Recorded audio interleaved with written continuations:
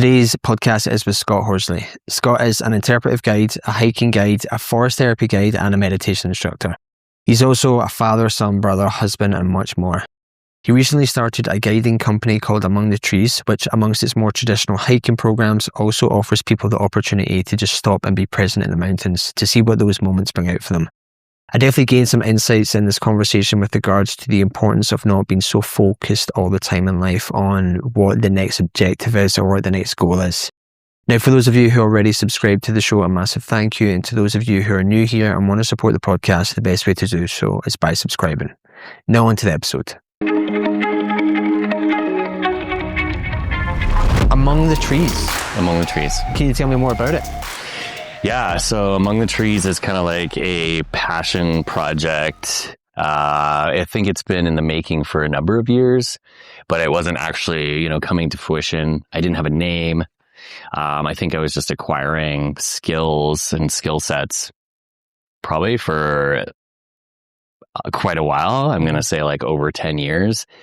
Not really knowing where I'm going kind of thing. But it actually finally coming out last November, I kind of like turned it into a sole proprietorship and getting the website up. And so it's kind of like out there now. There's brochures floating around town, which is exciting. It's just kind of a guiding business, but it's more than that because it's kind of forest bathing and forest therapy. And so it's just trying to like get people out, get people to like connect with the environment a little bit more and hopefully end up connecting with themselves. It's like I said, it's a passion project. So I feel like I'm actually able to like maybe give back at this point in my life and like help people out and take them somewhere. And through that experience, they gain something for themselves. And what is forest bathing? Yeah, so forest bathing, I've started to kind of like coin the term a little bit more forest therapy, and that's a little bit more North American. So forest bathing was brought into the world in Japan in the 80s. And it was kind of through a lot of the Japanese culture, finding that all of their workforce was overworked, overstressed. They were more of like this globalized community working indoors and less time outdoors. And people were basically getting, there's a word for it, but basically like work sick kind of thing. Getting sick at work. And a few doctors started to kind of relate some of the benefits to time outdoors to turning that almost into a prescription for well-being for people. And that's kind of been in the Asian countries for a few years. Korea has a big kind of culture of it as well. And then it was kind of brought over to North America. And that's where it was kind of converted a little bit more into forest therapy. And it's taking people outdoors. Not for a traditional hike like we might be doing in our day-to-day. No objective, but it's kind of just basically bathing in kind of the environment or the forest. So again, it doesn't have to be like necessarily a forest, but even a park setting will do. Somewhere outdoors, a beach, just kind of spending more time in that environment. Yeah. And it's less objective focus, so it's more of you're just like in the forest itself and just kind of like being present with it. Yeah, exactly. That's quite cool. Yeah. And there's lots of benefits that kind of come from that. There hasn't been a lot of like scientific evidence that's kind of starting to build now over the last 20 plus years. But even like time outdoors for 30 minutes or so is going to drop our cortisol levels immensely. And then just like stimulating our white blood cells. So like our immune systems are being raised, I think something like 50%. There's a 50% increase in our natural killer cells, which are part of the like white blood cells system and our immune system. And that's like cumulatively, and it will last for like up to 7 days as well. So Just spending that time is going to have its rewards and payoffs. I think people like yourself too, like being outdoors and, living a life in the mountains and being active, you kind of know some of those things are probably good for you, or you've like felt them, maybe you have a better sleep that night or, yeah. Yeah, I feel like that also when I go to the beach. Like, I feel like the ocean has a very calming influence. Like, when you go out and it's just like the horizon is the ocean as far as you can see. I've always found it very interesting that I have this like innate feeling of calm no matter where I am or what I seem to be doing. Yeah. And you were saying there, like the forest kind of has that same feeling. Like if you're in like, not even necessarily the deep forest, but just when you're outside and there's not the concrete jungle around you, like I think it does feel so much more calming. And you were saying, so passion project, 10 years in the making, what kind of give you the final like kick to be like, let's go? The website, I know I said this to you already, but the website looks amazing. Thanks, man. Like, it's very cool. Thanks. I'm really proud of it. I had some help on it. And, it really feels like it's, me and kind of this project coming out into the world. So, and hopefully, it makes a connection with people and they kind of get a deeper sense or feeling of what, maybe the offering might be for themselves. So it's less like, so we were kind of chatting before this started about, say, like a Johnson Canyon hike. So will you do, you also do like specific hikes like that, say, but you'll also do these kind of like, I'm just going to use the word alternative days where you will just like go to a location and you'll just have the kind of, you'll just be present there. Like you're just in the one location. You're not like necessarily going to do this like goal objective hike. Yeah, for sure. I mean, we're still doing hikes because that's kind of what a lot of people, they're coming to Banff, they're coming to the Bow Valley and they're like, I want to go check out Johnson Canyon or I want to explore Lake Louise or, take me to Lake O'Hara, something like that. And there's definitely a lot of room for that. And it's amazing to do those. The forest therapy, forest bathing is, taking people, you maybe go into a small area, or section of the forest, and it's really, you might be there for 2 hours, 3 hours, depending on how much time people have. And we maybe don't even walk that far, like max a kilometer. And it's just about kind of taking them through kind of a standard sequence. And there's kind of a form to it. People don't really know that it's maybe taking place, but you're taking them through, a little bit of a meditation in the beginning just to like ground them and strip away some of the, like you said, the environment, the concrete jungle, maybe their day where they've been. And then taking them through, some different invitations. And these invitations are kind of created by myself or a forest bathing guide. And, they can be completely different every time. So every walk is pretty unique to just kind of what unfolds to where you are. I'm almost taking cues from, the environment, what's going on. Maybe there's birds, maybe there's a stream, maybe something's taking place. So, over on the horizon. And so you can just kind of cue into those things too. And again, just trying to drop people into this sense of liminality. So leaving the day behind or where they came from and maybe not also like working with the literal mind, but after a while people drop into this state where they're, I want to maybe call it slightly meditative, but they're also able to like intuitively start to think and feel a little bit more. And when you said, like having invitations, is that like where you'll, like, is it invitation in the sense of like when you were saying you'll listen to the environment around you? If you hear a bird, you'll be like, is it a sense of you'll invite them to be like, hey, do you notice any like noises just now? Is it that kind of thing? Am I oversimplifying it? Yeah, I mean, you're doing a good job. I think maybe an example. You're trying. We have to go on a walk. Yeah, true. You have to come. Maybe an invitation could be like we're by a stream or some water, sit by the water and see if there's a message. Another one that's great is I'll use it at some point in most walks is like going on a treasure hunt, head out into the forest, see what you find, bring it back. So they're a little bit more, you want to leave out in terms of like, how many noises are you hearing? And people go back into a literal state of mind and they're like counting things or they're reflecting on something. You want them just to kind of head out there and kind of allow things to happen. And then there's generally some time to like reflect on that after each invitation. And optional, of course, people can share. Some people are just like, I'm sharing with my silence, and that's cool. But generally you're asking, what are you noticing? And, sometimes people are just like, nothing. You know what I mean? I feel good kind of thing, or like I'm not at work. But then after a while, some really cool stuff starts to come out. People are like, maybe bring up, a relational thing or something that they maybe haven't experienced in a few years, or something maybe that they felt. A lot of people are like, oh, I feel almost like a child again, because when have I sat here and hung out in the woods, for a lot of people, it's hard just to give yourself that permission to like just sit here outside for 2 hours. Most people are, I got to get my phone, I've got to do something, but just to actually sit and like allow this to take place.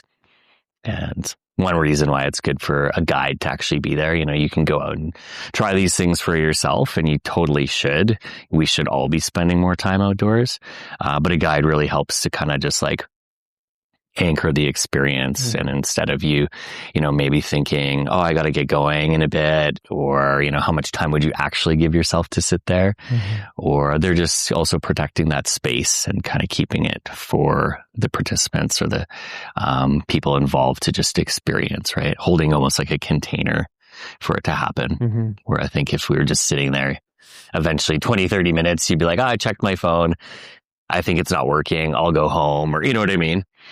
So, yeah, I think having the guide would definitely give it, well, you don't want to, because when you were saying about the invitations, I would assume that you also want to use quite neutral language. Like you don't want to say, you said there about how many sounds do you hear? Like people would be like, oh, I should only think of the sounds. Yeah. Whereas when you're saying like go into the forest and find something, it's like a very open-ended thing. Exactly. So it allows them more of an experience to explore what like is going on in their own mind. Because if you're like, hey, go find me a rock, people are just going to be like, cool, well, there's it's like a very narrow thing. But whereas still having the guide though would give it that level of structure where you're like, okay, I am kind of like letting someone dictate the experience to a degree. So I think you're right. I think after people, if you were to do it yourself, you probably would be like, okay, I guess I've sat here for 30 minutes. Like, it would feel probably a lot longer. It's been 10 minutes.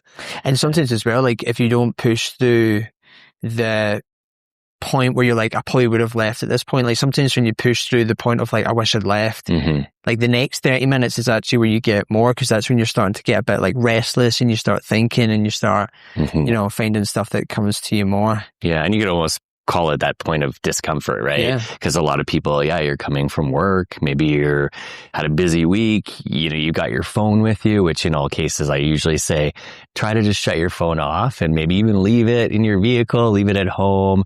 A lot of people still want to have it with them just in case, but it's like, just let it go. But that first 30 minutes, people are almost like looking for that, dopamine fix, and they're used to that, just getting it all day. So it can be kind of a hard first 30 minutes, and then a lot can kind of happen after that. Now you've got another hour and a half to just like chill and, stare at the grass kind of thing. So, yeah. And you kind of mentioned this already, but what do you hope that, or like, what are you're obviously inviting people to like notice certain things or like perhaps feel certain things. What do you hope what are you trying to point out to them that they perhaps wouldn't notice on their own? Yeah, that's a good question. I think there's just a lot more going on than maybe we sometimes credit our environment with.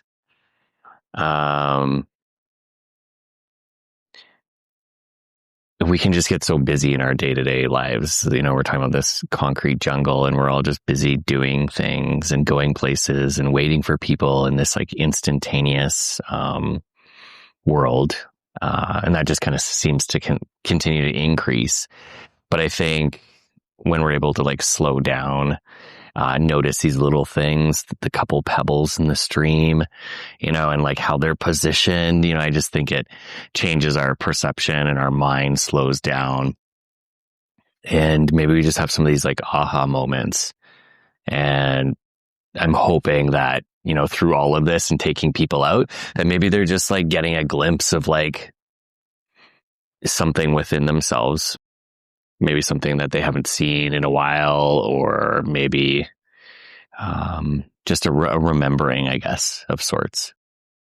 Yeah, I think I remember there was a point in time where I was going through like, my mind was just really busy. I was just like, I think I was just going through a period of stress and stressing about stuff a lot. And I remember like the first time, and it was quite a long time, it's probably like a couple of years, but anyway, I remember like the first time that I was like walking through, I think it was just a park, and I noticed the sound of the birds, and it was like this, having had a brain that was so scattered and so constantly switched on for like quite a long time. I remember I remember noticing the sound of the birds. I was like, I actually forgot that was a thing. Yeah. It was the first time that I think my brain had slowed down and had been peaceful enough for me to allow that. And I was like, and it's quite nice now, because anytime I'm walking and I hear the sound of the birds, it makes me realize, I'm like, oh sweet, like I must be in a good headspace where I'm not stressing too much. And do you actually go back to that original I do, yeah. moment when like the birds were singing? Yeah, kind of, yeah. Yeah. I think it was just, as again, because it had been so long, like I think it was that noticeable, like it was quite interesting. And yeah, I definitely always use that as a cue. Like, oh cool, I must be in a good headspace. That's interesting. And I think, you kind of alluded to something already where, I mean, maybe I'm speaking for myself here, but I feel like even when I'm in the mountains, like constantly doing something, like almost like goal driven. I'm like, where are we going? What are we doing? How long is it going to take us? Like, I actually think I struggle to just like slow down and be present. And it sounds like you obviously see that quite a lot of people. I mean, I can see that in a lot of people. And then I'm also, just as guilty of that too. I have my physical pursuits that I love to do and can easily get fixated on those, or even like get top heavy on those and forget like, hey, have you just kind of wandered a bit? Like, have you just gone to a sit spot and hung out? And I'm like, no, I want to go on another run. I want to push.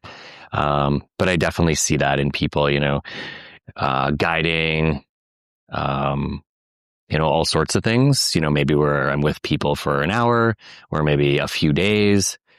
You can see within those first few moments and you're meeting people, you can see maybe they're just like unfocused or scattered. Maybe they're just rushed from getting their breakfast together and meeting you. But there's definitely a transition period of where people are arriving. And then, whatever we're doing, even if it is that typical hike, still trying to use some of those techniques to like drop people in and like ground themselves a bit more. And I definitely love to notice it when I'm with people for maybe like 3 days or more, doing maybe some more multi-day things. And then you can really get to see people slowing down. And maybe by the time that you're parting ways or something, there's been these benefits that you can hopefully equate to in some fashion or another, even if they're minute. If someone has engaged in it and like fully immersed themselves in like the process or the point of it, what do you normally see as a change in them? Definitely just a general level of calmness, and that's just like their demeanor. So what I can see as an outsider, maybe they're smiling more. They're able to kind of like touch base with some more emotions, whether that's a different range of emotions. Whereas maybe when you're first meeting them, there's kind of one thing happening, whether it's, maybe anxiety or maybe there's some anger, frustration, whatever it might be. You start to see more of a scale or a palette of emotions kind of thing. Yeah, all sorts of things, an overall calmness for sure. Maybe there's more clarity. Sometimes those things come out when you're with guests that then they're like, oh, I'm going to make sure to do this again. Or, I'm going home to start doing such and such, you know what I mean? Or I'm getting back to this kind of thing. I think I have a bad habit of constantly like using my headphones and like podcasts and stuff to distract myself when I like go even on hikes or walks and stuff. Yeah. So lately I've been trying to I've just been like going walks without headphones. And I think the first like half hour or so, I'm a bit like, like ruminating on things throughout the day. And then I do notice like sometimes it's quite good though to, even though I'll keep thinking, it starts to like, I don't know, like filter out the thoughts of the day, and I'll be able to put my thoughts into a more like coherent pattern. Yeah, like organize them or something. Yeah, that's interesting. And when you were talking about people, like a lot of people find it like difficult to slow down. Like, why do you think people do find it so uncomfortable to just like stop and be present? Yeah, I don't know. Sometimes I wonder if it's, I was talking about it before, maybe giving yourself permission to slow down. I think we're so driven sometimes in our society to like keep accomplishing things and doing more and how good are you kind of thing to keep driving ahead. And it can be hard. Even I want to use the example of even like going for a massage. Sometimes that's like a real push to just like book that appointment and spend that hour, looking after yourself, that self-care. So it can be hard for people to slow down because they think, who am I maybe to go hang out? Who am I to go on this vacation and take some time to myself? Who am I to sit, in this park setting for 2 hours? I should be doing something, or what would people think of me, kind of thing.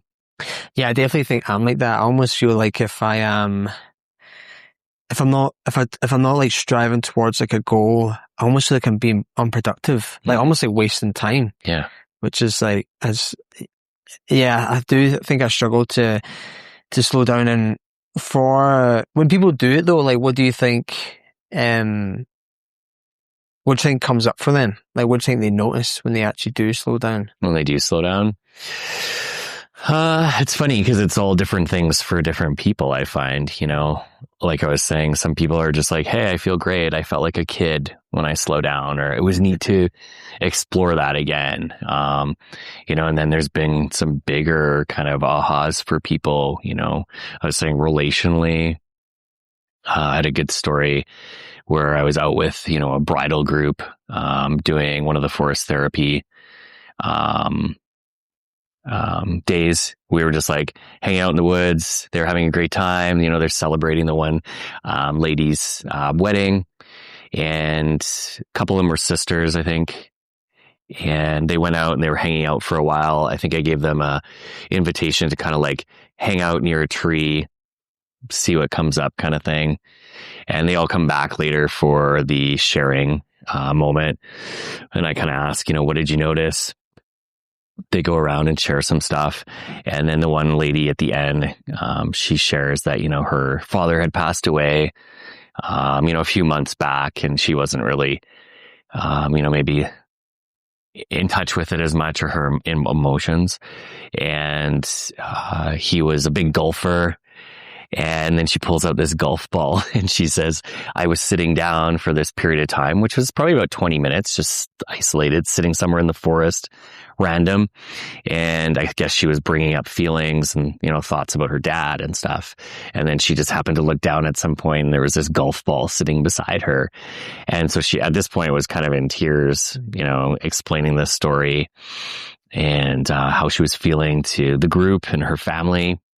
And so that was just a really cool moment where, we went a lot deeper.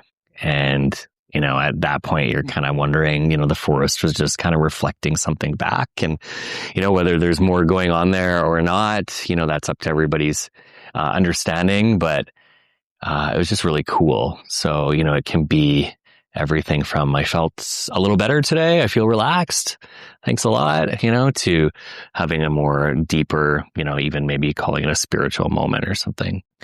I think I don't have a structured idea of how I would even explain it, but I sometimes do believe in the whole like universal voodoo, like the chances of coincidences. Maybe it is really coincidental that there's a golf ball there, but sometimes when stuff like that happens, I'm like, this is kind of like a little bit spooky. Yeah, for sure. Like it just doesn't. You got to watch for those things. Like I think at this point in my life and watching for things like that, I'm just like, those things arise and you're just like, cool. You know what I mean? Or like, yeah. And for people who don't want to do it. No, I'm not specifically talking about like the forest therapy and the trees, but like for the people who are just like, I don't need to slow down. I don't need to be present. Like, why do you think they don't do it? Like, what do you think they're avoiding if someone isn't interested in doing it? Yeah, that's a good question. What would you be avoiding if, who couldn't sit down for a little bit of time? Mm-hmm. Like if you can't just take some time to rest or step out of your life for a moment, you might have some bigger questions to ask. I don't know.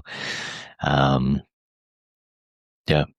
I had it when this was like a much longer period of time, but I went traveling by myself. Okay. So kind of different thing, but like similar idea where like I was spending a lot of time by myself. Granted, I wasn't in the woods the whole time, but I realized that when you spend, and I was traveling like in different countries, so I wasn't like with people or couldn't like meet up with people I knew. Mm-hmm. And I realized that, see, when you spend a lot of time by yourself, like you're forced to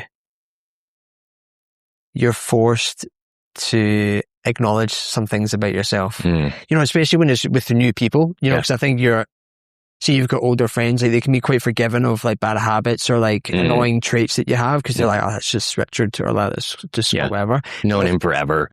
Kind of thing, yeah. He just does that. Yeah. Whereas when you're traveling by yourself and you're constantly with new people, like if you meet someone new and they don't like you, they're just like won't hang out with you. Yeah. So I guess what I'm getting at there is like it made you like hypersensitive of like how you were interacting with people, what you were saying. But I remember it was also like, it was a very good process to go through, but it was also quite hard because I did realize that I had a lot of like negative habits or traits or things that I said or did that I was like, I didn't like it, but I wouldn't have noticed it had I not been forced the time to like spend that time by yourself. Yeah. Because I had a friend, I think this is really common. I was probably like this when I was a kid as well, where, you were talking about if you can't sit by yourself, like that's probably a bigger question.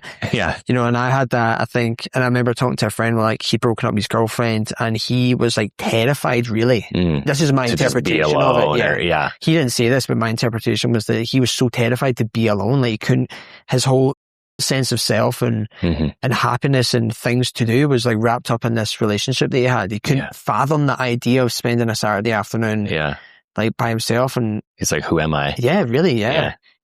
Like I think, and obviously like with the forest therapy, it's like taking it to like a more intentional degree, and probably a better environment. But I do think a lot of people, and again, I'm probably seeing myself here a few years, maybe like a decade ago, like really did struggle to be like, wow, like, I actually do.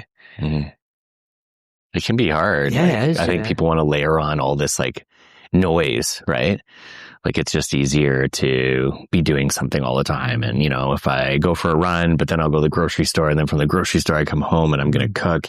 And then, maybe the kids are there or your significant other, and, you just kind of go. And then it's like, oh, it's bedtime, and maybe you're still on your phone, just going to check a few messages, the Instagram, maybe I'm watching TV for an hour.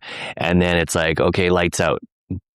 But did you ever like think that within that day, that 24 hours or day, your waking hours, that maybe you just needed a little bit of time to just like hear yourself or like sit with your intuition or that kind of thing? So yeah, I think we can easily just cover up with things. And the more the better, right? Yeah. Has that always been your approach?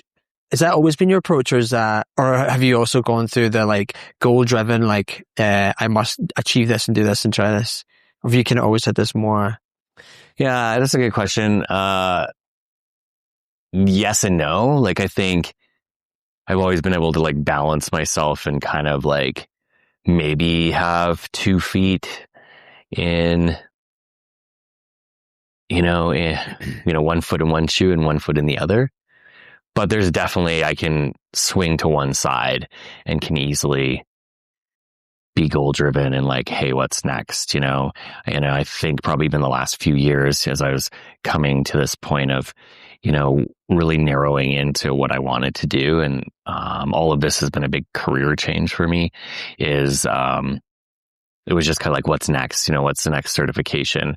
How can I do it? When can I get it done? And just kind of one after another. And then, within that, I remember at some points being like, okay, having to refocus and like, what am I doing? You know what I mean? Am I doing this, or am I going this way? Am I at a fork and maybe I'm going one way and I needed to like slow down and kind of, check myself again and go the other way. And what usually comes up that makes you realize that you're at that fork? I think the last few years I've been able to like, and maybe this is from practice of like sitting and, being in, more meditative states, maybe using yoga as well, learning to kind of like check in with yourself. And I've learned that, when something comes up, a decision, an opportunity, that I do need to take some time with it. And I can, almost ask, am I feeling rushed and panicky about this? Or am I feeling really good and calm about this? And that almost becomes this like yes and no. If I'm like, yeah, let's go out. I'm trying to think of an example. If I just feel rushed and want to continue, it's maybe like, hey, maybe you need to sit this one out. I feel more calm about this decision, this avenue. And I've started to use that as like a little bit of a litmus test when things come up. I even do that at work. Like if I feel rushed into making a decision, I'm like, this is probably going to be wrong. Yeah, nice. Because you haven't been able to like kind of take that step back and just like breathe and just be like, right, cool. What's the full picture that I'm not getting here? Yeah. So I think especially when you're rushed, you don't notice things as much. Like you're just skim over it. Yeah. Or if you're going, say, on like a hike or something, like you might not have considered like, oh yeah, this thing. And then you get there and you're like, oh, fuck, if I'd spent X amount of time. Do you, like, I usually make this, and it doesn't work all the time because sometimes you have to make a decision there and then, but I usually try and do the whole sleep on it thing. Okay. Yeah. Where I'm like, give it honestly like 24 hours. And if you still feel this way in 24 hours, then like go ahead with the decision you've made. Yeah. Do you like, have you got like a step or? I think that's a good one too. I will kind of do the sleep on it. Whereas I think, when I was younger, I was definitely more impulsive. So it's just like, yeah, let's do it. Feels good. Go here, go there, do that. And now I feel like learning some more of these principles or letting things like this settle into, my system or being more grounded that, yeah, I'll sleep on it. It's, there's no rush kind of thing. I think, again, coming back to society, we're always like, you didn't answer my text message right away. And there was that drive. And I know that I've even felt that drive, or that push, years ago. It was like, oh, you got to always answer people. You got to be there. You got to answer the door. And now I kind of give things a little bit more space. It's not to say, I'm not going to answer the person back, but it doesn't have to be that second. And, a lot of even what meditation is doing is like, working with our default mechanisms in our mind, in our brain, and it's just creating a little bit more space. So before like reacting into something, we've built in a little bit more of a stopgap kind of thing to make those decisions or to, wait things out. Like you're saying, sleep on it. I think we meditate as well, like I found lately. So I did it all the time, and then I kind of like drifted out of it. And then honestly, like the last like month or so, I've been doing it every day. Cool. And I actually have noticed. So good. Yeah, because I noticed that it sets up the framework for my mind. So I do it first thing in the morning. Like I get up, I do it for 10 minutes, and that's it. It's not like hours. But I noticed it and I've noticed it more now because I went through a period of not doing it where it sets up the mental framework of my day. So like I got a couple where one will be like, letting go of frustrations. Okay. Like for the 10 minutes, it's like kind of talking you through and giving you like ideas and stuff. And I will notice for the rest of that day, like the frustrations or whatever the negative thing comes up, like because I primed my brain with this meditation, like I find it a lot easier and quicker to either deal with it or just let it go. Nice. Whereas I find when I don't meditate, like I would, it would just rabble. And a lot of it's like trivial stuff. Yeah. Like it's not like, super negative. It's more like, oh, like someone annoyed me. Like maybe some rumination or just whatever way that rumination is. But yeah, your mind. It's just like, I'm like, this is a really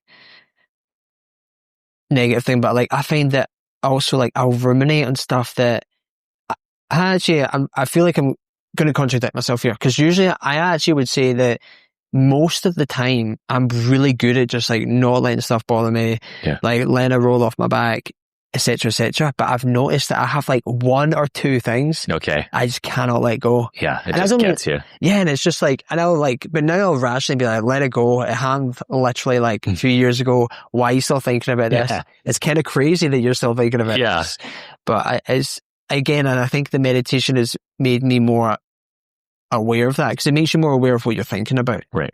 And then I guess the more I get aware of what I'm thinking about, the more I'm like, this is kind of crazy that I haven't let this thing go. And it obviously sounds like you meditate quite. Yeah, I've had a practice for about 10. I started meditating about 10 years ago, maybe just under 10 years. And, at first it was really, I don't even know if it would have been meditation. I would just try to sit there. I had gotten myself a meditation cushion. I would go down to the basement so that, nobody was up. I would go down early in the morning and just try to sit there. And, if it was like 5 minutes, and I would just be scatterbrained, and who knows what was going through my mind kind of thing. Probably just like, I got to get to work. How long have I been sitting here? And then I ended up taking some courses. I did like a deep dive in yoga for a bit and did my yoga teacher training, and then kind of went into a meditation program and took like a meditation teacher training. And so that was, already 5 years into it. And I had at that point been able to like at least go downstairs every day.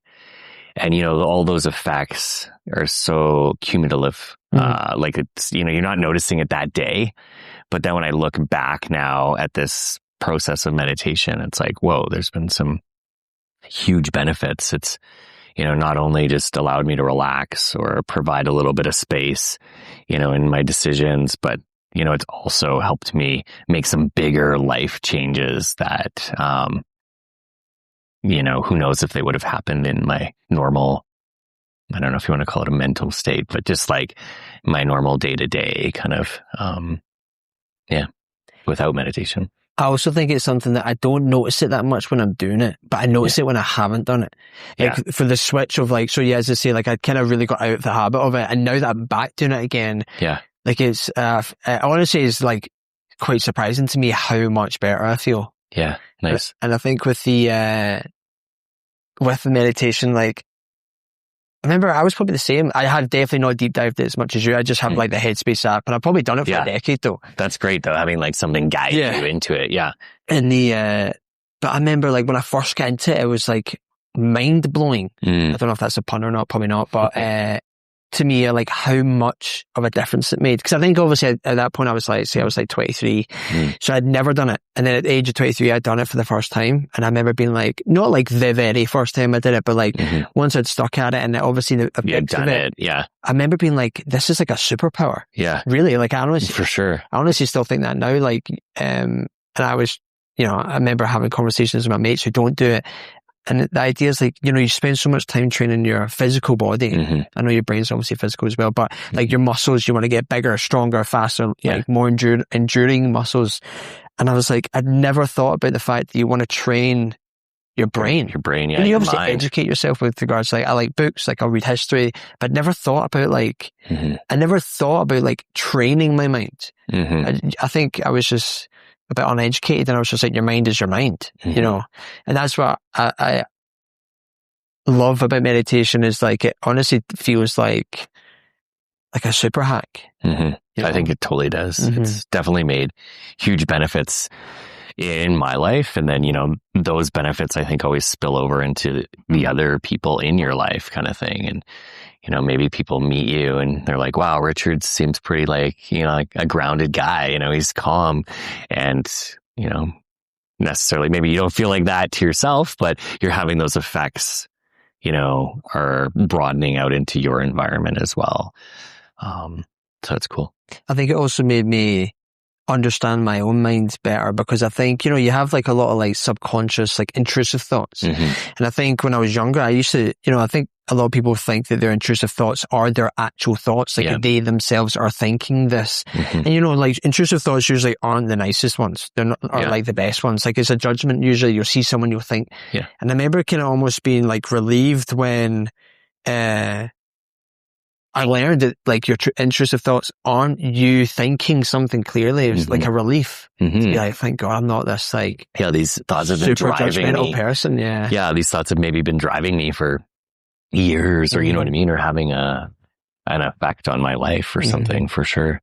I like how it makes me, and obviously I still get them, and I still get them, and I still think to myself like, why is this coming up? But I think now having a bit more with the meditation, you just learn to let that go. Whereas before, I honestly would go down rabbit holes of being like, why am I thinking this? Like, why would that even come into my mind? It's such a strange or negative thing to think. And I think you just obviously don't really want yourself to, you want to think of yourself as like a good person. You don't want to be like this super judgmental person. But it also sounds like you were saying that it's something that or is it something that you feel like comes naturally to you, or have you over the last decade like actively worked on it all the time? Not necessarily meditation, sorry, the approach you've kind of got to like slowing life down. I think it's something that I've been working on for quite a while, and even coming into Among the Trees, it's been these skills layered on top of one another to get me to this point. And, even I remember like a few years ago, it was like my goal. It felt like I was trying to reach this calm and alert state. And that was always like, I would go back to that and be like, okay, again, a decision. Is this going to leave me in this calm, alert state? Or is it going to, push me one way or the other? Is meditating this morning giving me a calm, alert state? Yes. Okay, I'm doing the right thing. And so it became this kind of compass to get to that mantra, I guess. Mantra. And I think with meditating, like, I think I definitely read this and I did not come up with this idea myself, but it was the idea that like everyone has like a baseline level of like contentment in their life. You have highs and you have lows. Like, you get a tax rebate from the government. Sweet. The next year you get like Orland tax. Like, you have a car accident, but then something, it's all these like good things and bad things that happen through life. But the thing that I read was like, you don't want to make your like highs like super high. You want to actually just that baseline level of contentment that everyone comes. So sorry, the point was you have highs, you have lows, but you always come back to this like baseline level of contentment. And the idea was that you want to raise. You don't want to make the highs like even better than they are. You just want to raise that contentment, that middle standard, or like that middle path or something. So that when you come back from the high or come back from the low, like you're quite like your baseline is like quite neutral and also like fairly positive, as opposed to being like so fluctuated. Right. I think you are when you're a kid, you're just so like, I don't know if that's just like. That makes sense though. I mean, it's harder to kind of withstand these big ups and downs, right? It would essentially take a lot more even out of your body or your system to accommodate for these. And if you're kind of, this is it. And that's not boring necessarily, but calm and alert, let's call it, you know what I mean? And you're able to just, kind of respond or, take that time in between that belt line, I guess. And would you say you're someone that, I don't know what the word I'm looking for is, like I quite like the Stoic philosophy. Like I like that idea. Like not necessarily like just enduring pain indefinitely, like without suffering, but I quite like the idea of being someone that, and again, this kind of comes back to what I'm getting at with that like baseline level of like just being like a calm person. Like I quite like the Stoic philosophy, and I was going to ask you if does that resonate with you at all, or? Well, I think, I don't think that I'm necessarily Stoic, but, people maybe I've been told they perceive me as calm kind of thing. They're like, oh, you're just so calm and relaxed kind of thing. necessarily do I feel like that inside? No, I'm definitely somebody who's more of an anxious person by nature. And, I'm like thinking like worrying about those people. Are they having a good time? That interaction, what were they maybe thinking about me kind of thing. So I'm definitely, perceiving a lot more within, but maybe coming off calm and collect kind of thing. Again, trying to reach that calm and alert state. And sometimes just maybe outwardly acting to maybe eventually reach that state too. I always find it quite funny that people say to me they think I'm quite confident. And it's funny because I was thinking about when you were saying there, when people say you're quite calm and like peaceful and you're like internally you're not like that. Yeah. I always find it really funny when people think I'm outwardly confident. Yeah. Because internally, like I don't feel like that whatsoever. Yeah. I think there's so many people like you, like even hearing you saying that you're quite anxious. Yeah. I think the more I talk to people, the more it doesn't surprise me, but that kind of still surprises me a little bit because you definitely seem like someone who is not. You seem like someone who's very like calm. Thanks, man. I mean, you do, yeah. Yeah. What are you noticing when people say that about you, for example? Like when people say to me, like, what do I internalize? Yeah, like, oh, you're really confident, or I take you as a confident person. Yeah. Are you, what do you notice? I mean, I would probably immediately say like my ego gets a little kick out of it. Like Okay. I'm like, sweet. But it honestly always catches me by surprise. Yeah. Not always, but I'm always, that doesn't make any sense. I'm not always, but always. Yeah. It surprises me. And I definitely think it probably makes me think that what I'm doing is perhaps correct with regards to like what we were talking about just now, like the meditation. Like, I think now I'm a lot more intentional with how I'm like, okay, when I'm doing these things, I'm perceived this way. And maybe that's a bit too judgmental, but like even internally, I'll be like, when I do these things, I feel a certain way and that feels good. Okay. And then I'll get the like external validation of someone saying like, oh yeah, you seem like really calm or confident or whatever. And I'm like, right, okay, cool. Cause then it obviously goes the opposite way where like I'll feel like negative inside and, not that drinking's like the devil, but like usually I'll be like, I'm like hungover and I was out last night and I said this thing, whatever. So, it definitely makes me, it's probably like a little bit of external validation that what I am doing is correct. Yeah. And is that goal the confidence thing? Like when you hear that, are you like, yeah, that's maybe someone I want to be, or I want that. I want to be known for that. Yeah, that's such a really good question. I would say that I'm just, in general, I'm someone who wants to be what we were talking about just now. Like I would like to be perceived as confident. Yeah. I would like to be perceived as like a calm, rational person. Yeah. So I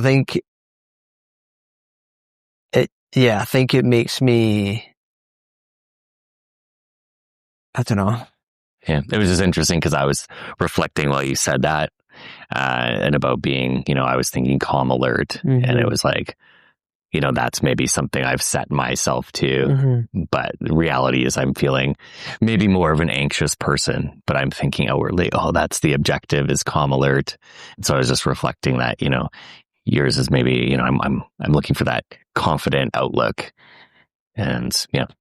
Yeah, because I think that, I mean, I like the idea of having like someone to aspire to be like, not necessarily like an actual person. I think as I get older now, not that I remember being a kid and having like an idol, like there's certainly people, typically like a sports person that'd be like, I want to be at this. Yeah. But I think I want to be a superhero. Yeah. Yeah. Yeah. Now I'm like, it's more attributes that I would like to have. Like see my father, like I'm lucky that my dad's actually a really good positive influence to have. Like he's just he's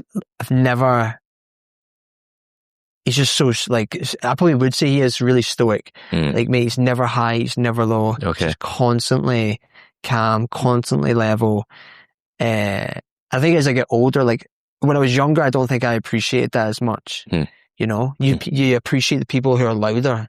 Like, oh, so-and-so's or dad's exciting, or like, like you'd be like, oh, he's like really loud and like, oh, he's entertaining and whatever. And I think as I get older, I appreciate people more who are like level-headed, like very rational. And yeah, I guess that's when people are saying to me like, you're confident and stuff, I'm like, right, cool, because that is kind of the way I don't think I'll ever necessarily get there. Yeah. Because I think if you have that attitude of like you're there, then you're probably not there.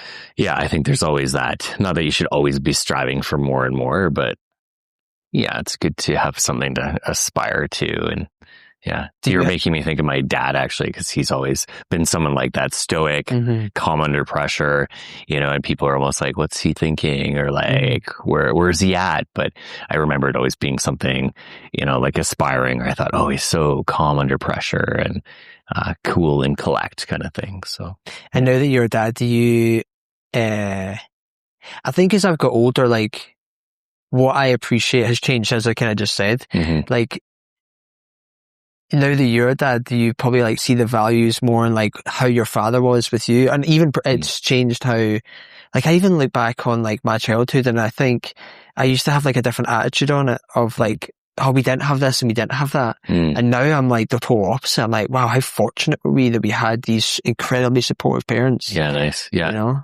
Yeah. Yeah, what was the question? Do you, now that you're older, has your like perception on like how you perceive your own parents changed?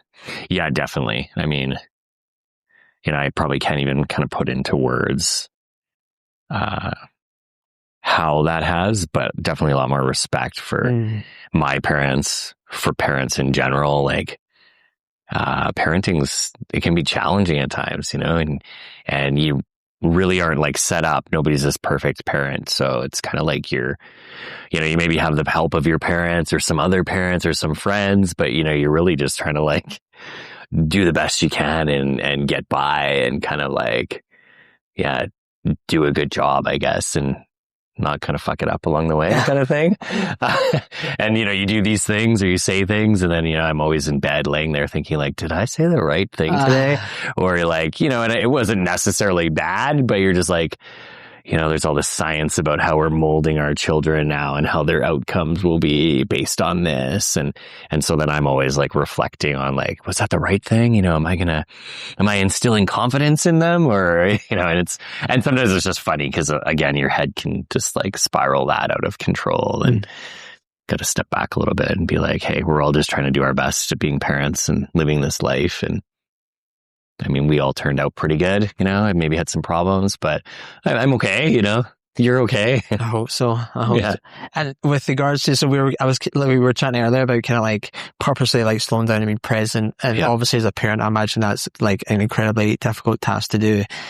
And like, I think a lot of people, when they hear like slow down, they just think, oh, like just do less things. But I don't necessarily know if that is the case. Like to you, if you're trying to purposely slow down, like how does that actually look in practice? Yeah.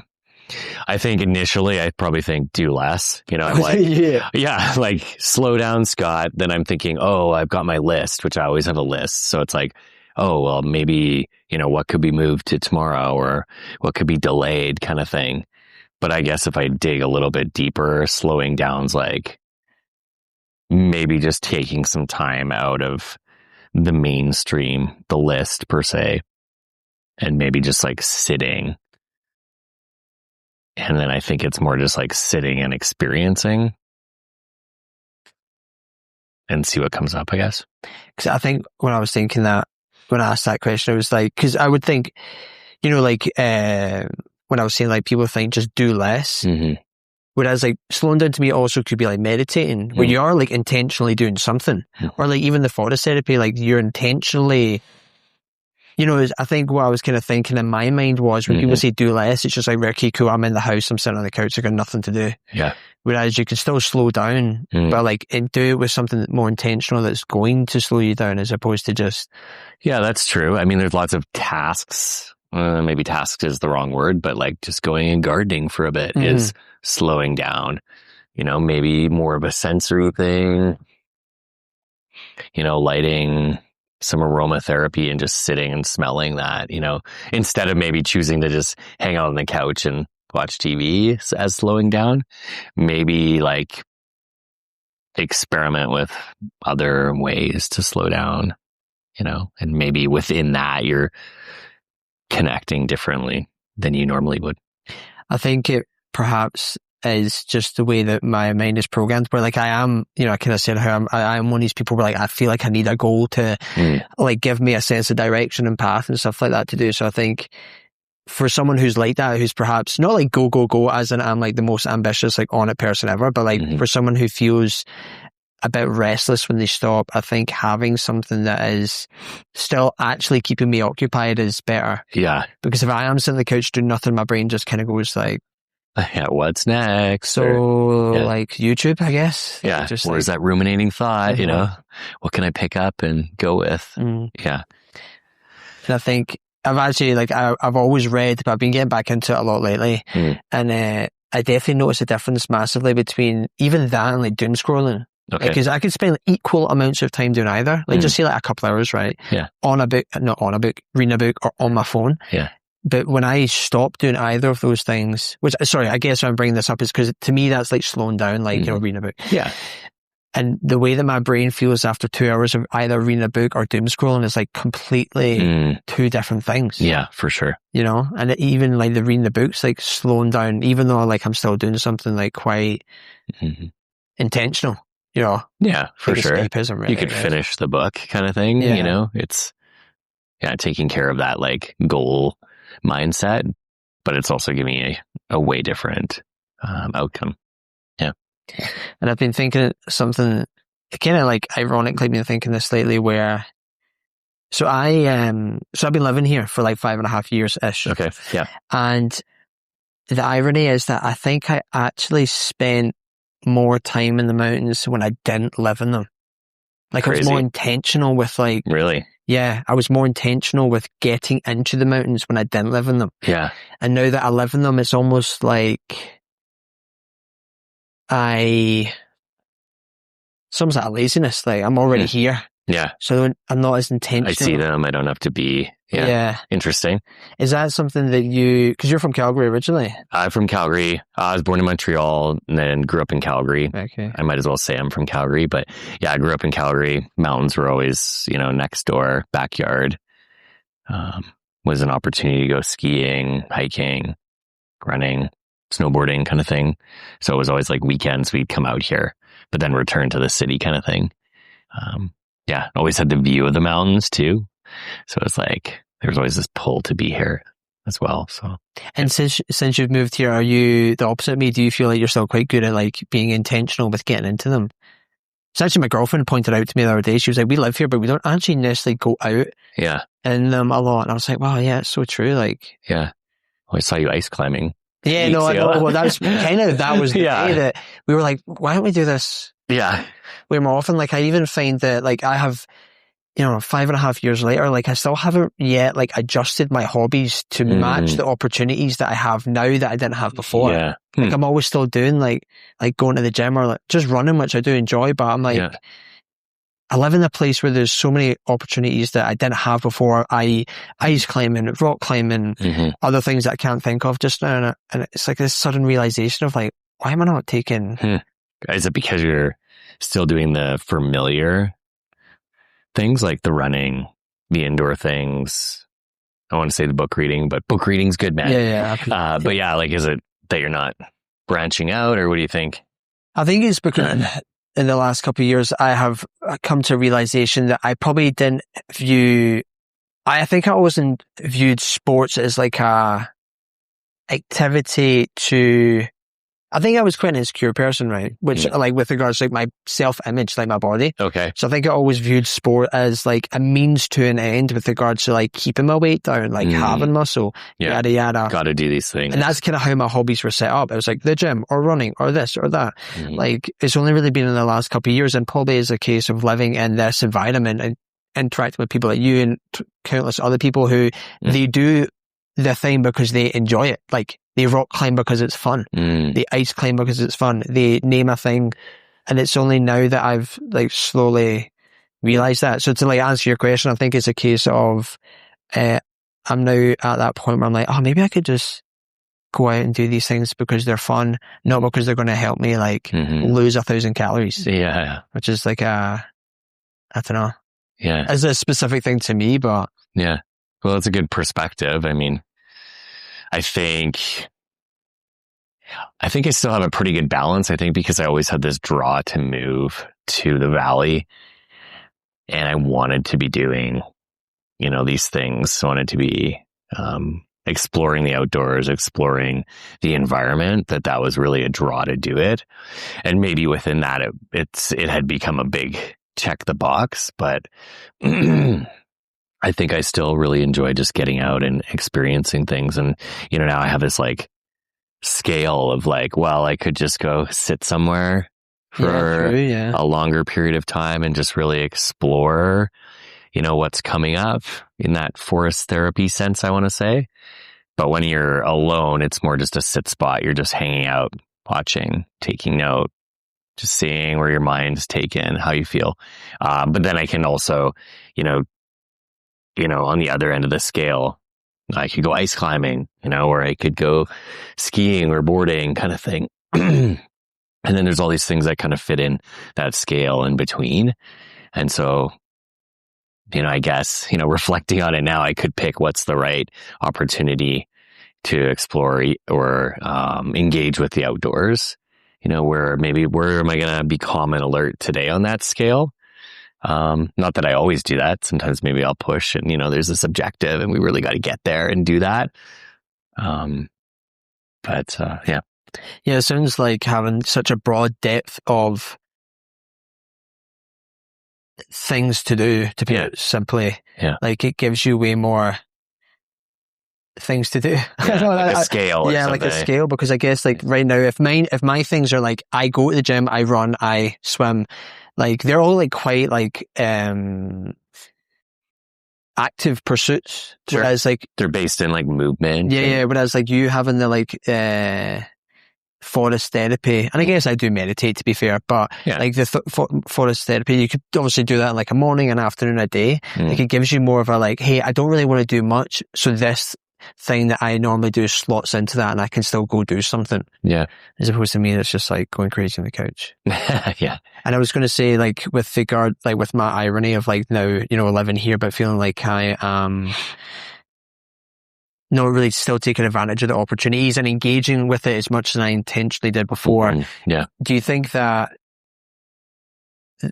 because I guess this is what I'm thinking is, do you think that the familiarity of a place or a thing reduces like your kind of curiosity to explore it?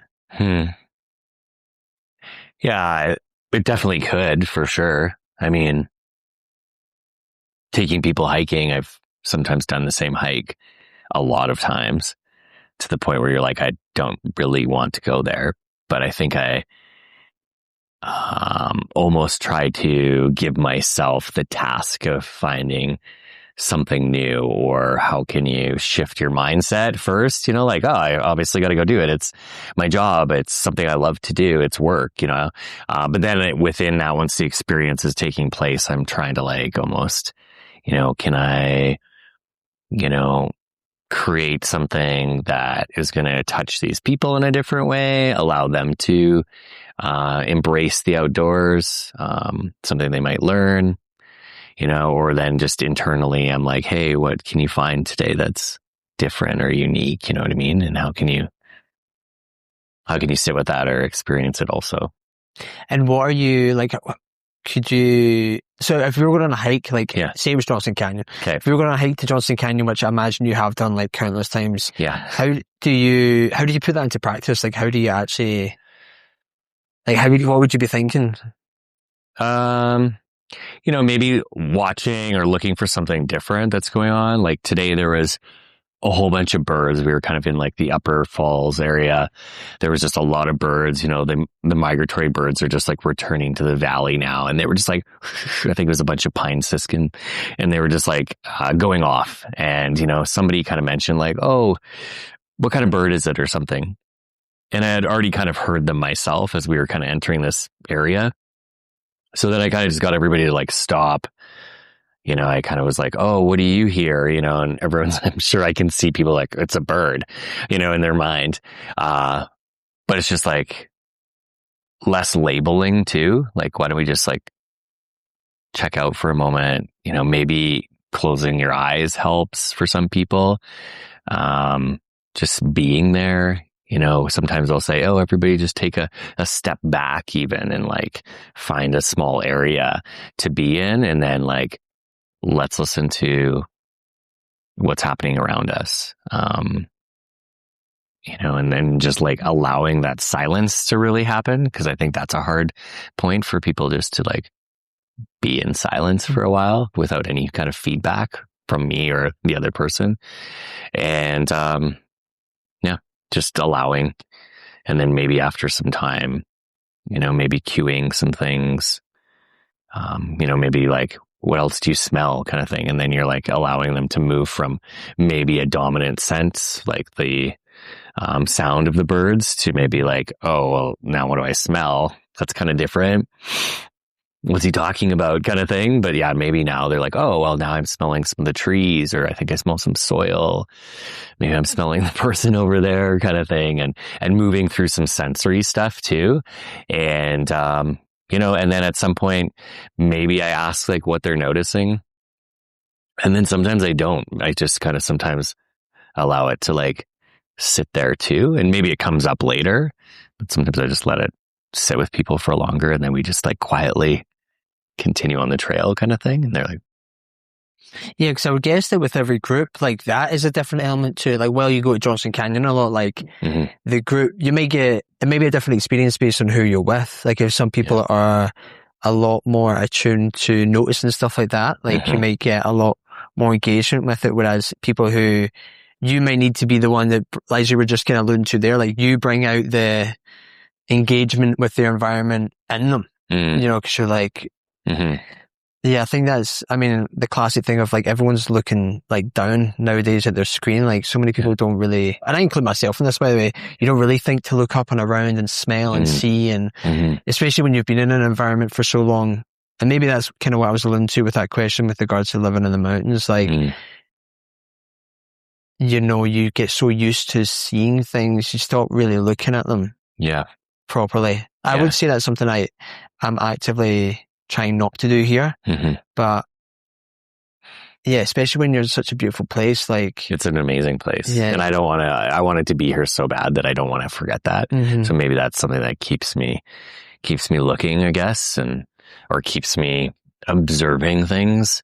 I kind of always wonder, like, are my kids growing up here? Are they just going to be like, it's the mountains, or, you know what I mean? Like, we want to move to the city, or, you know what I mean? Like, I hope that we create enough moments for them that, we can, narrow in and look at things on a smaller scale, and that maybe some of those memories stick kind of thing, and they can come back to them at some point in their life. So.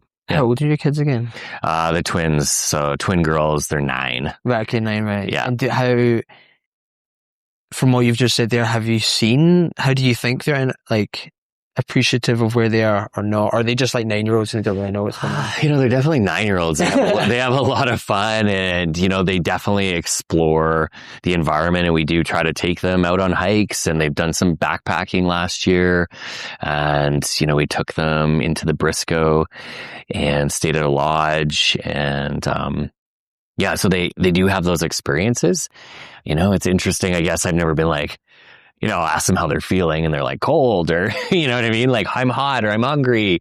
And so sometimes I guess I wonder what those deeper, experiences are. And, I would think they're making, their mark on them, whatever we're doing. I always reflect on some of my earliest memories are when, my parents took us camping, and we would just be outside. We would just be playing and doing things, and we would, sit by the creek for hours and build stuff or collect things. And, those are just some of my, I want to say core memories. And so I think that's, in turn, I've always been trying to like maybe find that again. And, I definitely feel that, I'm certainly more in tune with where I've wanted to be for a long time or forever. Like I'm narrowing in now on this, calm and alert energy kind of thing. But yeah, those are some of my earliest memories are camping. And so it's great to be living in that now.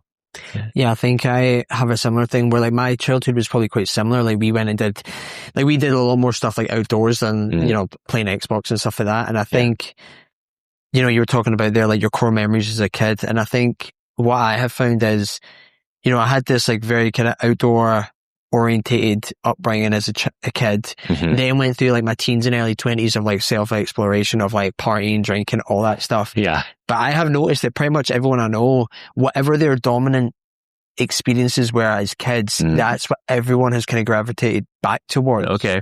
You know, like my friends who kind of came up from like, let's say a more chaotic background. Yeah. Like that's what they kind of gravitate towards as they kind of want that yeah. environment that's maybe a little more, I don't want to say hysterical, but like busy. Yeah.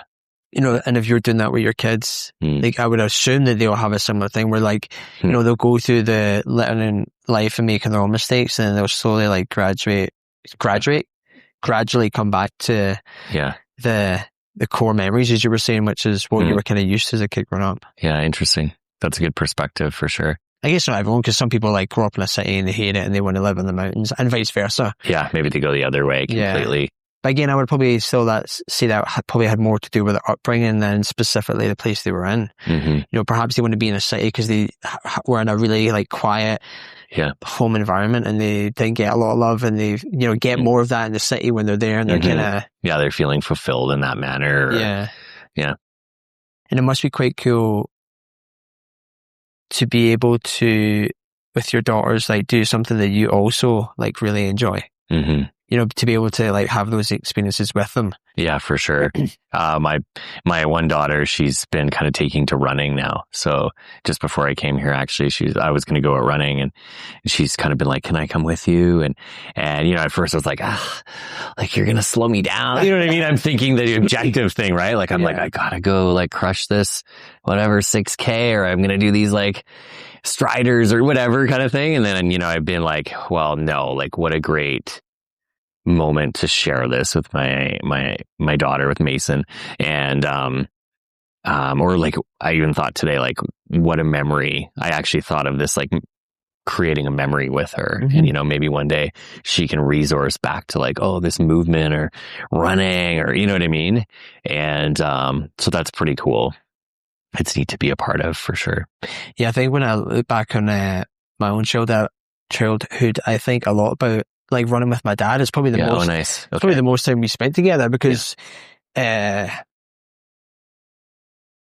would say that my dad, like he was running a business, so I think he was just like a very busy man. Yeah. So he didn't have like a ton of time to perhaps like I don't know what I'm kind of getting at here, but like maybe do a lot of like probably didn't have a lot of time to like do extra stuff that was specifically geared towards me. But like he ran and I would run with him, and actually when I think about it, like that's actually quite a lot of the memories that I have of us is running. And it's funny because you're saying, Mason, I'll hold you back just now, but I mean, it'll probably be like a while yet, but it's funny when it then switches. Yeah. Well, even today though, I mean, we just did kind of like a 6K before coming here, and it's been a few times that she's come with me, even when we've been like camping or doing other things, and I've gone on these trail runs, and she's already amazingly got up to this point where you're like, how is this 9-year-old kid running, you know, 6K, no problem, really. Like we stop a few times. She's like, hey dad, I'm going to walk. And then, you know, I'm like, okay, I'll walk with you for a bit. But then we just keep going. And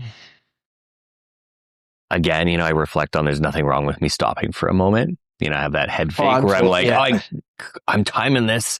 Like we got to keep going. But then, you know, there's the other part of me. Maybe that's that calm, alert Scott. That's like, there's nothing wrong with stopping for 5 minutes and walking and then running again. And I mean, yeah, she's doing amazing. So it's pretty cool to see. Kids are so resilient, and, you know, they don't have all the other problems that we already have, you know, like you're like, oh, my foot's sore, or my knee's stiff, and they don't have that. So they're like, I can run, no problem. What's wrong with you? Kind of thing. So, yeah. As well with having kids, do you find that, I feel like if I was to have kids at some point in the future, like I would want to not force upon them, that sounds like the right terminology, but I would want them to appreciate so much, like being a kid. Just because when you get older, like you know, we're a similar age, like, you're probably a step ahead of me with, not with age, but with regards to like stuff you've done in life. Like, you're married, you've got a house, you've got kids. Yeah. Like, I'm at that pre-stage, and it's like, I'm constantly thinking about stuff like that. Like, you know, thinking of getting there or when. Or, all the things, like seeing people around you, or even like the jobs and the this and the that. Yeah. So I guess what I'm alluding to is like just the stress of life, you know, and now, and my life isn't that stressful, by the way. Like, I'm in a really fortunate position where I'm fit, I'm healthy, I've got a job, have somewhere to live, but live in the mountains. Yeah, live in the mountains. Yeah. But just like all those constant things. Whereas now when I like look at kids, I'm like, oh my God, like, you know, like I would want them to appreciate it so much. Yeah. Cause I guess what I'm getting at is when you get older, like most people get, it's quite stressful being older. Yeah. You know, you got a lot on your plate. You got a job. You got maybe a family. You know, you got like responsibilities, I guess. And yeah, kids. Yeah. I kind of worry, like, you know, we have phones and stuff now, and like, you know, the kids are even like, we want to watch YouTube, and YouTube quickly changes from, you know, watching something about dinosaurs to now they're watching, I don't even know, you know, like ladies dressing up kind of thing. And you're just like, oh my gosh, like how did we quickly go from dinosaurs to women's clothing kind of thing? And, you know, they're interested. They're kind of occupied. They've been watching for 15 minutes. And, you know, I'm just like imagining how I'm corrupting them, or what they're watching is like eroding their internal compass. And, you know, and then there's phones. Like, we didn't have that growing up. Like, we were just bored and would just like go outside and muck around in the dirt. And, you know, now the kids are like, I find there's this, you know, they just want to move from screen to screen, right? Like, we'll be like, okay, maybe TV time's done, you know, and for a while they don't hear us. And then you're like, yeah, TV time's over. Like, let's want to do something else. And, you know, they're like, oh, can I go on the iPad, or can I have your phone? And you're like, but, you know, as an adult, you're like, this is the same thing. Like, no. And they don't necessarily see it as it's different to them. But all of the, you know, these younger generations now are growing up right in that. And, you know, it's probably not necessarily horrible. It's just changed for us, right? Where we're seeing like, hey, I can remember playing in the dirt and not using the phone, you know, but they're just in this much more busier, faster, I want to say faster, maybe I'm wrong, but this faster lifestyle, you know, and they're growing up in that. And that's kind of maybe somewhat their norm, where we're reflecting outwardly, like, that wasn't my norm. You know, we went camping, or we played till the dinner bell rang kind of thing. And, you know, I didn't have a cell phone till I was, I think, 20 or something like that. So, yeah. Yeah, I think it's the constant craving of like knowing that your childhood was like kind of so peaceful with regards to with the lack of technology. Yeah. I even find it myself how I have to be very intentional and proactive with finding moments in the day or the week where I'm like, I'm not going to go on my phone. Yeah. I'm not going to do something that's on a laptop or on or I guess screen time. And I actually find that since I've started to do that, like the boredom, I think you lose a lot of creativity when you're not bored, because like the boredom like forces you to be like to get creative. Yeah, totally. You know, I actually like will intentionally sometimes go a walk, and my mind is quite restless, and I like, just to use the term, like I'll be quite bored. But I now know that I'm like, if I stick in it this long enough, not every time, you'll get through but it. 9 times out of 10, like my brain will go on to a thing. Yeah. Like, I mean, like when I was walking the other day, I was like, you know, like thinking of questions to ask you and stuff like that. Whereas if I just was constantly engaged in a device, it's, you don't allow yourself and your mind the time to become creative. Right. Yeah. You know, like, I would guess that a lot of the discoveries and the things that have been created in the past, like, came around because of a consequence of people like having the time to just sit there with their thoughts and think about it. Just to be there. Yeah. Yeah. Yeah. To ponder, to explore, to like allow that like intuition even to percolate up or recess some different trains of thought. Yeah. And then sometimes you are just bored, to be fair. Yeah. Yeah. Being bored is good. Yeah. Right. Well, they're all, you know, the kiddos, they're always like, in the car, they're like, give me the iPad. And I'm like, no, I'm just like always trying to like, just sit there, you know, just look outside at this amazing, you know, landscape, or, you know, when we're going to the city or something, and really try to crank that on them. And they're like, oh, and, you know, Ava, my other daughter, she's, you know, lovely at it. Like, she'll sit there and she really kind of goes through the, you know, the moments of just like, watching outside. And then she has some really great, creative, prolific, you know, questions or thoughts about things. So, yeah. And with the with my perhaps not taking advantage as much of living in the mountains as I used to, I've also thought, like, do you think comfort plays a level in that? And I guess, like, in a bigger picture, do you think comfort, once you get to a point where, like, life's easy enough, do you think people stop really engaging with it as much, or getting, engaging, like, properly with it? So you think when people just get comfortable with their environment, You just kind of coast. you just coast? Don't try new things. Don't necessarily want to learn that much. Like, you know what? I get a good job. I get paid enough. Mm-hmm. I've got my like little like kind of niche hobbies. Mm-hmm. I don't need to go outside of that. Mm-hmm. And ultimately, like, there's so much more outside of the world. Like what I was kind of alluding to with the fact that I like to run. I like to go to the gym, and, you know, I again, like, perhaps I get paid enough that I don't feel like I need to, like, push. This is actually me not saying this, but in theory, like, push to, like, a better position, or What's next, or what could I add to it? or, like, you know, like the experience of going ice climbing. And I guess I was thinking, like, has my life got to a point where, like, it's just easy enough that it's stopping me from these other experiences because I'm just like from trying things, or too comfy? Yeah. I mean, I definitely think a lot of people do or could. I mean, I've been guilty of just being comfortable too. You know, when we lived in the city, we had, you know, a different career. I was at a family business. Things were great. You know, I got to see my family every day, my sisters, my parents. I had worked from like a field position all the way up to being, you know, a vice president of the company, and doing great financially, you know, really could do whatever we want. You know, we didn't have kids at that point, but, you know, we could go do that. We could go on these holidays, and it was just like this great standard of living that was,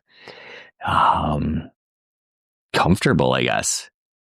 But I think at a certain point, and I think always I've been asking, like, I don't want to say what's next, like that goal oriented, but like this inner, like, there's more kind of thing. And I was always asking myself that, and then it would come up against that comfort level. And then, finally it was like, oh, it became so much. And I think I was also meditating at that point. So I think that meditation really like started to like crack open the boundaries of that comfort. And which is odd because, you know, you're sitting meditating alone in the basement. It's pretty comfortable. No one's going to get you. You know what I mean? But I think, again, those benefits that were layered on top of each other started to crack me open, and really like, you could just be comfortable and be here, or, you know, let me explore that thing inside that's always like, hey, go to the mountains. You know, it is possible. Why not? When I kind of thought, well, that's, you know, who am I to go to the mountains? So I'm going to have to find, you know, probably a new job. Maybe we, you know, have to step down from being, you know, vice president of, you know, our successful family business. You know, what are my family going to think of me? I'm, you know, moving away from them. Just stepping outside that comfort level, but there was always that pull. And then, you know, I finally did that. And then it was like everything, my foundation of reality was kind of cracked open. And, you know, we first moved here, and we were living in the campsite for a bit just to find a home. And, you know, the market's crazy. So it's like somebody would sell a home, and before you even got there, they're like, it's sold. Yeah. And, you know, my wife, Amanda, she had started substitute teaching, and that kind of was like the first step of the puzzle. And we were like, okay, we've got that. And I was like, hey, I just want to work outside. I want to be in the mountains. And I think this is what that feeling's telling me inside. And, then we just kind of kept going, and, you know, kept taking steps out of our comfort zone. And then it was almost like, you know, we were being reassured, or we were, you know, being, I'm trying to find a word, confirmed that this was the right, you know, step kind of thing. And now it's like within, you know, 5+ years, we have this completely different life that, you know, is some sense completely out of my comfort zone. But also out of that comfort zone, I've found so much, and I'm in this amazing place that, you know, I get to experience all the time. And I just kind of keep mining through that and exploring, and more seems to open, you know, and I'm following these strands of, I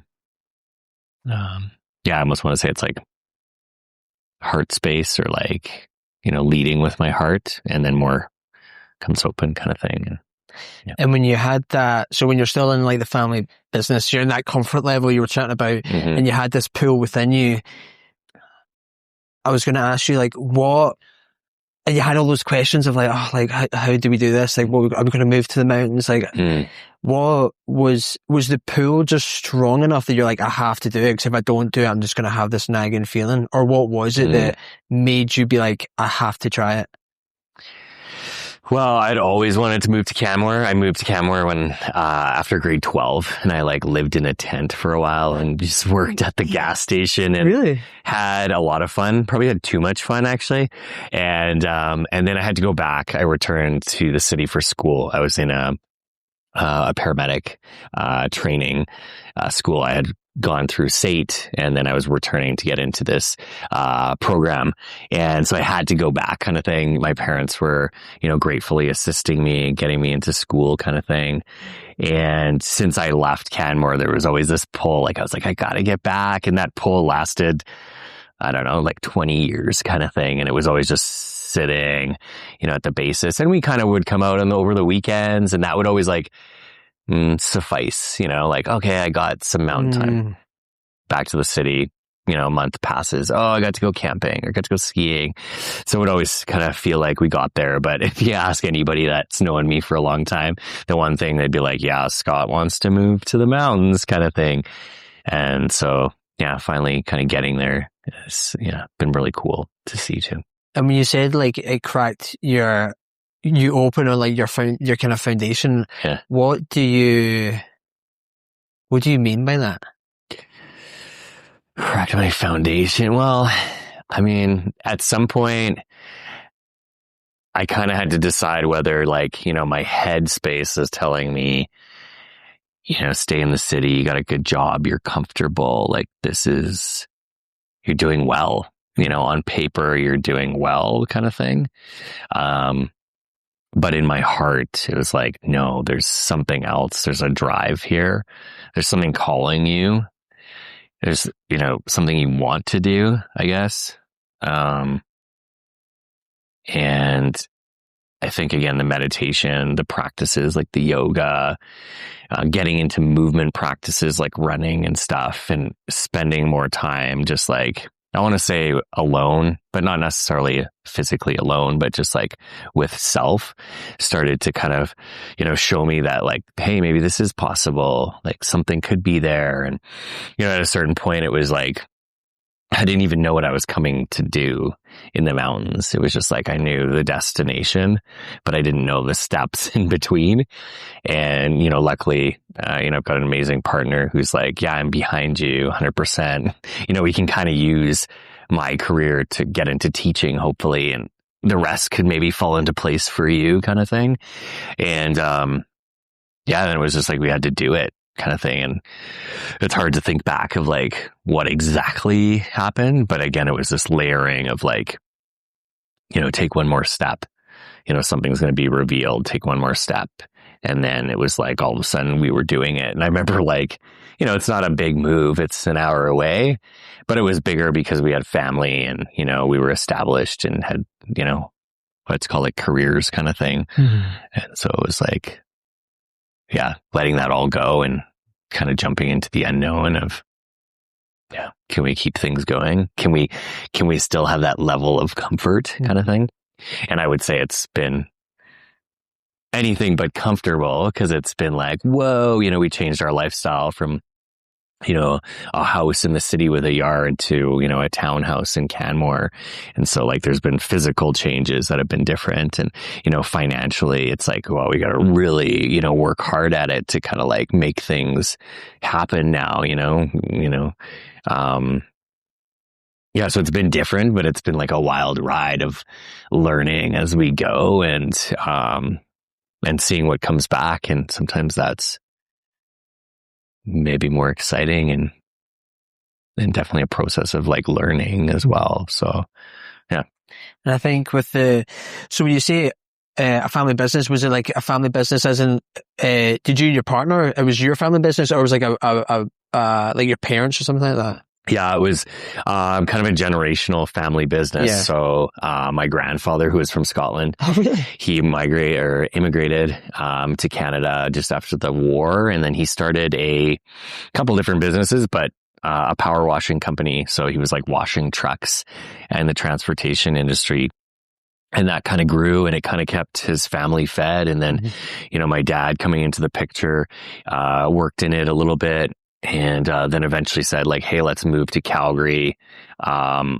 And he kind of turned it into more of an industry. So, it's, power washing. You think of someone maybe washing the street or a building or something.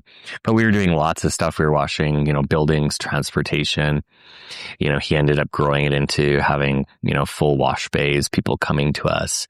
And we had branches in Vancouver and Saskatoon and Ottawa at one point, and Edmonton. So it was had grown quite well. And so all of the family worked there. My sisters were working in HR and sales, and I was kind of doing operations and managing and overseeing the business. And so we were all involved, which was pretty cool too. As you know, like family business can be challenging and then also super rewarding. Yeah. Cause I asked that because I was the same, like different thing, but we also had a family business that I think it might even be before my grandfather, but I at least when my grandfather was doing it, like engineering, then my dad did it, and then I like stepped into, I did an apprenticeship in engineering. And I guess what I was going to ask you though was like, the thing with family businesses is like, what are the chances that what your family business is the thing that had you been given the freedom of not having a family business and making the choice yourself, what are the chances that what your family does is the thing that you innately would be like, I want to do this thing? That you would, like, with not having it in the first place, would have ended up doing? Yeah. Kind of thing? So mine was engineering. What are the chances that if my family had nothing to do with engineering, I would be drawn into that? Yeah. What do you think? I don't think I would have, Yeah. And I mean, I wasn't, I ultimately decided not to pursue it, but I guess the reason I was kind of bringing that up though was because, you were talking about having this pool, and I was kind of thinking that as someone who's probably had like a slight similar experience with regards to like, you kind of to a degree get given a path. You're like, hey, this is what we do. Okay. You know, I know that my parents ever said to me like, hey, this is what we do. You now need to do it. But I think I remember, and again, my mum and dad didn't in any way force me to do it. I actually asked them if I could join to work for my dad. But I remember when I left, I mean, I was a kid as well, and it was also my dad's business. So I think I never really felt like I had truly made like decisions in life that were like solely my own. Right. Like I worked for my dad, and as much as I could be like, yeah, but I don't live at home. And I mean, like, I think what I'm getting at here is when I decided to leave, like, the sense of like I'm pursuing my own path, or my own decision making was like it was an amazing feeling. How long did you work there, or with? I mean, I want to say like the cliche, like worked there literally my whole life. Yeah, but I mean, like truly had a job as like an apprentice was about, I think it was like 5 years. Okay, it was like a real job. Like before that, it was like summer, like constantly working in the summer and the weekends and stuff. But yeah, like I think I had a similar thing to you where like I also had this, and I think I still honestly have it now, like this pool of there's more to life than maybe the path that you kind of see growing up as like a kid with what your family does. And this isn't just like family businesses, but I think seeing the people around you, obviously a lot of people are like influenced by that. If your father was, or your family did have a family business, then to you it'd be more you've seen people who own businesses, therefore you're like, I could own a business. Whereas people who's opening that perception a little bit, or people changing perhaps who don't have like family members who own businesses and stuff, they would never really think that they could get to that level. But I think even just like on a simpler level, I just was always like, I think there's like more than just pursuing a path that like I felt like I could see it. Having watched my dad, I was like, no, that I think his life is bad, by the way. That's not what I mean at all. No. But I just remember being like, I feel like I could just watch my life through what he's done. Mm-hmm. And I just was like, I feel like there's more Hmm. to it. You know, and it sounds like you had that pull with regards to, yes, you were comfortable, and yes, you had that an opportunity that you're like, we probably could just like stay here and like have a very comfortable life. Mm-hmm. But you had this like, now I'm using my own word here, but like this nagging idea where you're like, but it doesn't feel. Yeah. It didn't feel like congruent maybe, or like didn't feel like your path specifically. Yeah. And I mean, my parents, you know, always gave me those options to like go to school, like, you know, try other things. And I did, like, I went to art school for a bit. I did my, worked as a paramedic for a bit, and, was able to try things, but I always kind of like ended up back at the family business, whether, you know, that something I tried didn't work out, and was like, oh, well, I'll just, you know, resume working weekends. And I'd also worked there, you know, in high school in the evenings, and it was just like the first opportunity to make cash, you know what I mean? And like pay for your gas in your car. And so it was always like, oh, this is great, you know what I mean? And then over the years, it was always there, right? It had also become like a constant, and, you know, your family's there. So it's really dynamic, right? And, you know, I feel like I was also pretty good at it because I had like grown up in it, and, you know, your family maybe has some attributes that are maybe, I don't want to say molded, but, you know, you're able to do this really well, and maybe you're detail oriented, and you know what I mean? And so you have some skills, and you're like, well, I kind of am good at it. You know what I mean? And,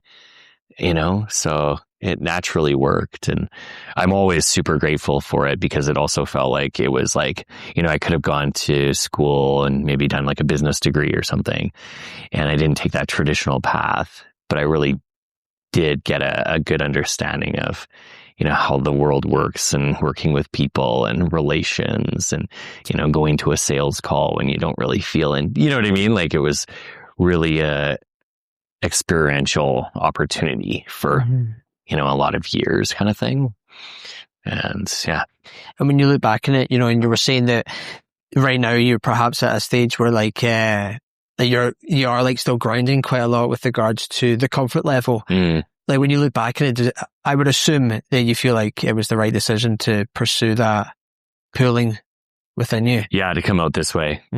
Yeah, I definitely do. Like, you know, for one way, I feel like I have a completely different life.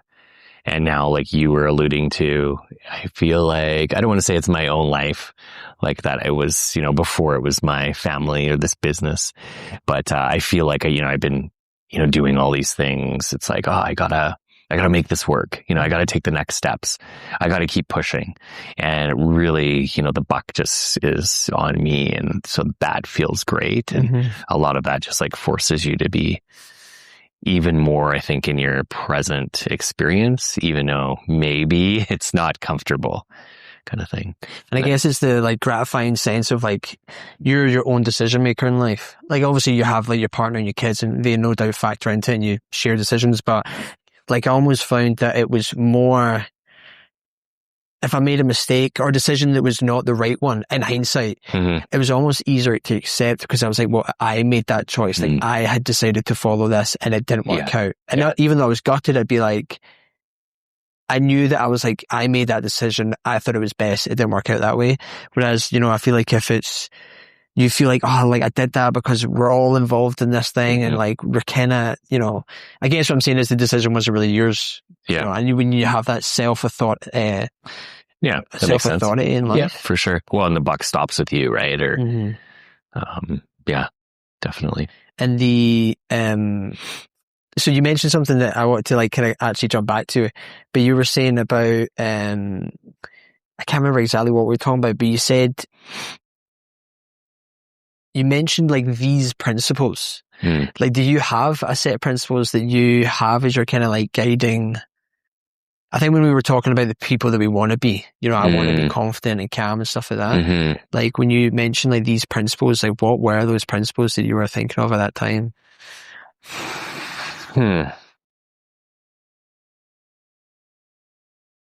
Yeah, I mean, maybe they're harder to like define. You know, maybe they're like things that I've taken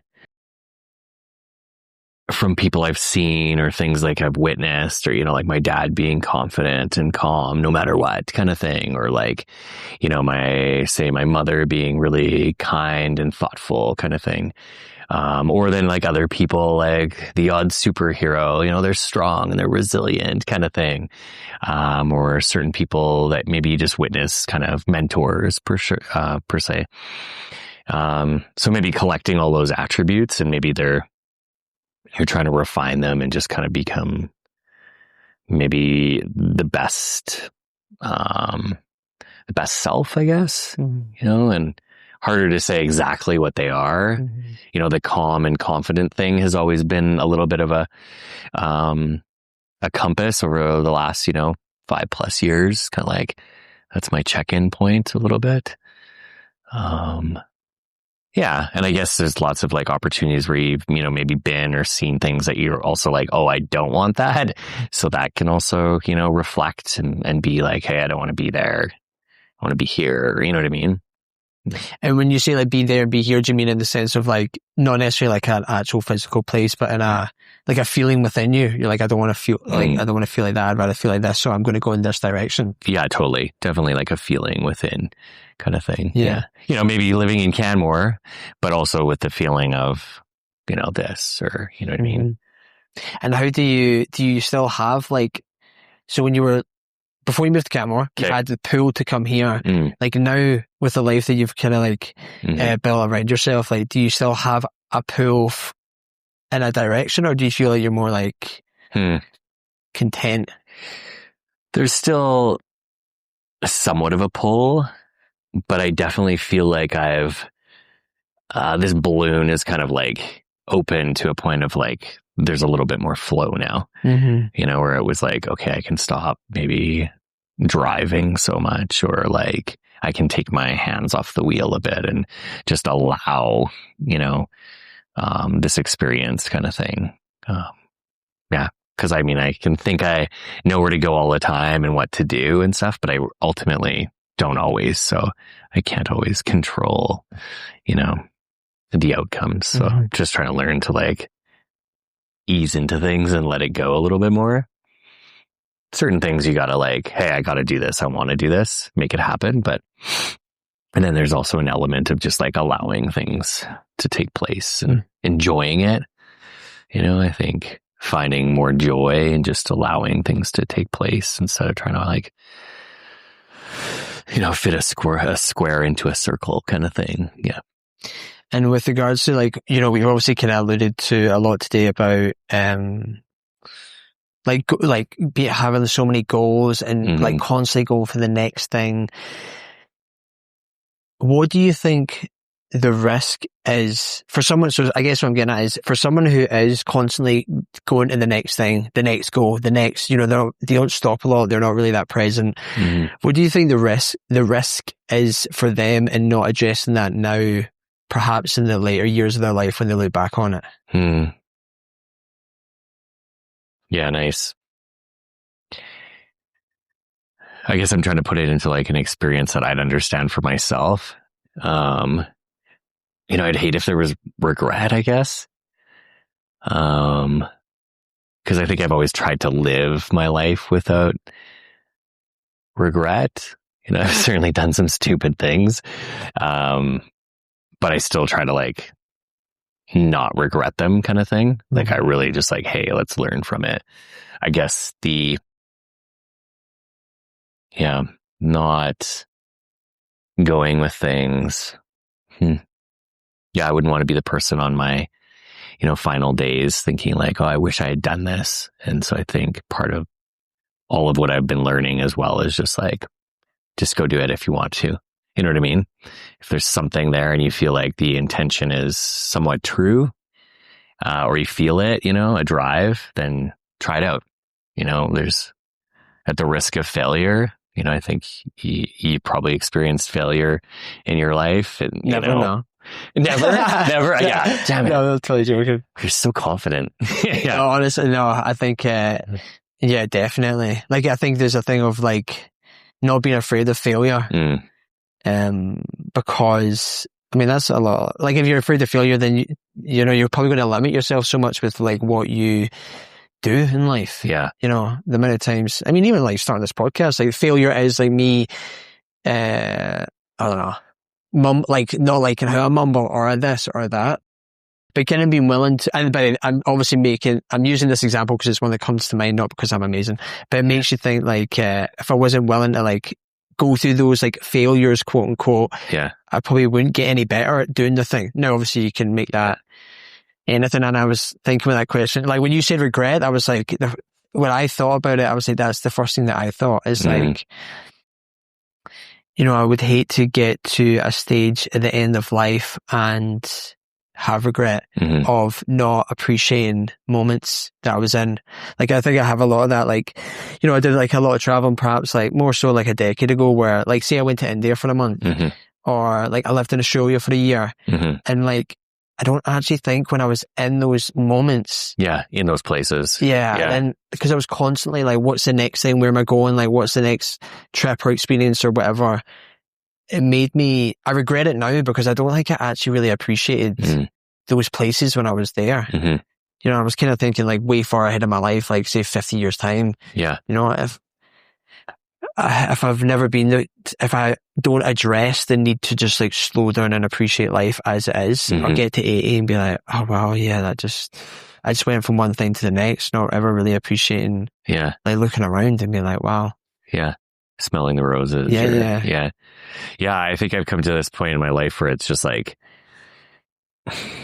you know, I think having that anxious mind or growing up and maybe like holding myself back a little bit, you know, I think there was a lot of like feelings of maybe like self-worth, like maybe like, who am I to do this? Or am I good enough kind of thing? So that always kind of kept me somewhat small, so to speak. And,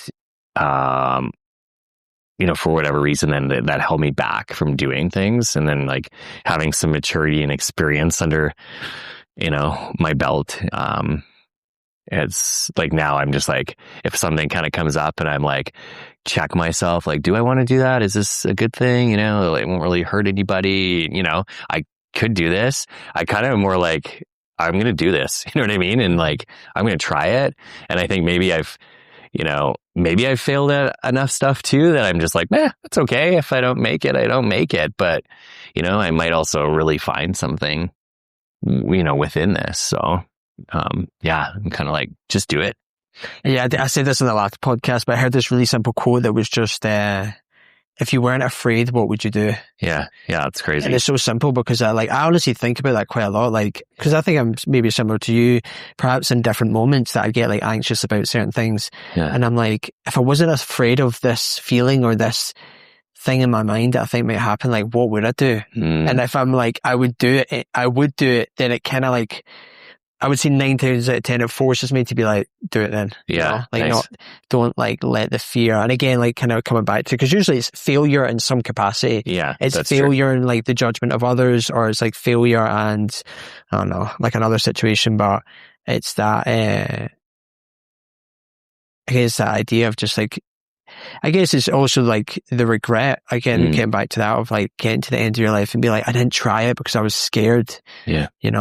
You know, and I think I would just hate that. Like, I'd hate to get to any point. I mean, I already feel like I've done that now with certain things that I regret the fact that I was too afraid to like appreciate the moment.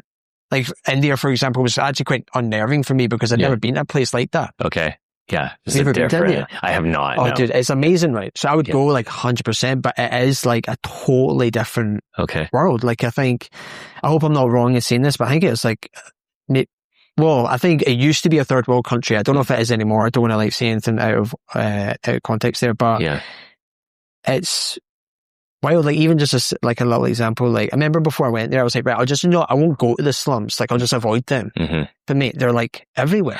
Yeah. Like, you go to a train station, get off, there's like slums there. Yeah. Or like maybe slums like quite a negative thing. Perhaps just like, I don't know a better way of saying it, like a shanty. But it's just like a different way of living or that we're used to kind of thing. Yeah. So I was like terrified quite a lot of the time. Yeah. Again, because I was projecting my fear on these people I didn't know, this place I didn't know, this like scenario. Yeah. And what I'm getting at there was like that fear of like, I didn't enjoy it. because I was so terrified of I don't know what I thought was going to happen, but just a difference or this like mm-hmm. unfamiliarity, or maybe the feeling of like, how am I feeling with mm-hmm. all of this, you know, that I'm seeing? Yeah. And you said it like a couple of times where you were saying about not knowing if you were thinking about like moving to Canmore, and you were talking about like, I don't know if you said this exactly, but kind of sounded like you were saying like, why do I deserve to do this thing? Yeah. Like, why do you think, like, why would you think that way, do you think? Why do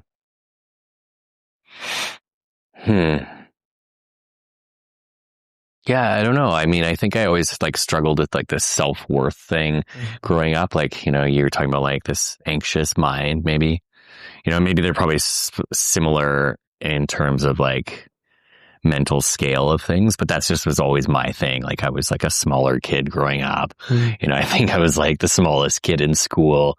I remember people being like, when are you going to grow? Kind of thing, like bugging me kind of thing. Yeah. And, you know, I think that just always like sat with me, and that just became kind of like some of my inner monologue. And so it was like, you know, I'm like the thinner or the small kid, you know, so it was like, you know, I wouldn't put myself out there to maybe like jump on a team sport, you know, or I would just kind of like stick with myself and, you know, maybe choose other, you know, avenues. And, so I think maybe I just like hung on to that longer, in life and through adolescence. And, you know, then you have little experiences and, you know, and I think when you already have that, maybe that story, then it's much easier to watch for things that are confirming it, right? You know, you maybe have like a few breakups and you're just like, yeah, you know, I wasn't worth it, you know, like, and that just becomes more. And, you know, unless you have the, you know, the mental, or the capacity, maybe not the, what I'm trying to say, but the ability to stand back outside of,